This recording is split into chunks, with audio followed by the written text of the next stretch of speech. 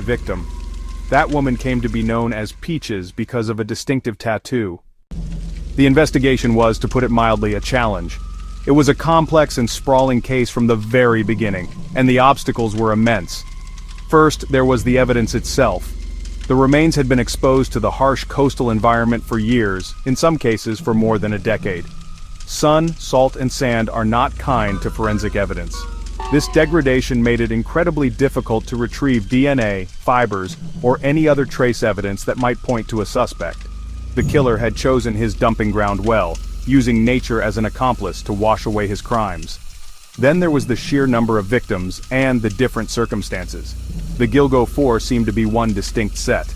But what about the others? The dismembered victims found miles apart, years apart, the Asian man, the mother and child. Was this all the work of one person? Or were there multiple killers using the same desolate stretch of Long Island as a burial ground?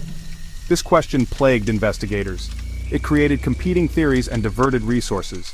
Jurisdictional issues also created friction. The Suffolk County Police Department led the investigation, but the sheer scale of it was daunting, and there were missteps.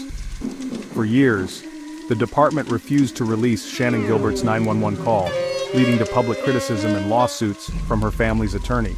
There was also the complicating factor of a former police chief, James Burke, later convicted on unrelated federal charges. His leadership has been heavily scrutinized, with some suggesting he hindered the FBI's involvement.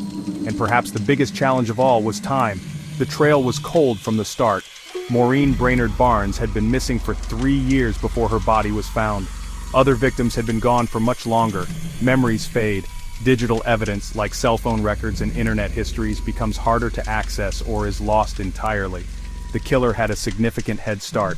For years, the investigation seemed to stall, caught in this tangled web of degraded evidence, conflicting patterns, and internal strife. The families waited, the public watched, and the killer remained a ghost. As the body count rose, a palpable sense of fear spread across the quiet seaside communities of Long Island. The name Gilgo Beach became shorthand for a local horror story. The idea that a serial killer was living among them, using their familiar beaches as a personal cemetery, was deeply unsettling. The media descended, local, national, international, and Lisk became a national obsession. The attention brought focus to the victims and pressure to solve the case, but it also fed paranoia, rumors, and theories that spread like wildfire. For over a decade, the case was a ghost story, a chilling tale with no final chapter. There were suspects, of course. Names floated around, whispered in documentaries and online forums.